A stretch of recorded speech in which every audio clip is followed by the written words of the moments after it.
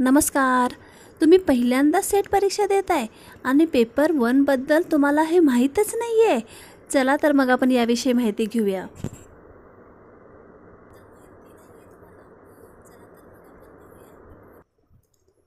Paper 1 हा सर्व विषयांच्या विद्यार्थ्यांच्यासाठी एकसारखाच पेपर असतो. म्हणजेच सर्वांच्यासाठी ही प्रश्नपत्रिका सेमच असते. यामध्ये 50 प्रश्न विचारले जातात. प्रत्येकी प्रश्न 2 मार्कासाठी विचारला जातो आणि एकूण 100 गुणांचा हा पेपर होतो. दुसरा मुद्दा असा आहे की पेपर 1 हा जनरल पेपर असला तरी तो इतर स्पर्धा परीक्षेसारखा GKचा पेपर नसतो.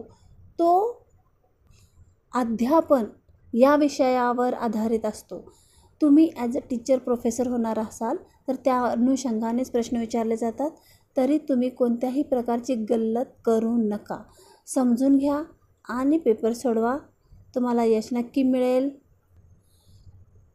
तुमचे काही अजून प्रश्न असतील तर नक्की विचारा. चॅनलला सबस्क्राईब करा. थँक्यू.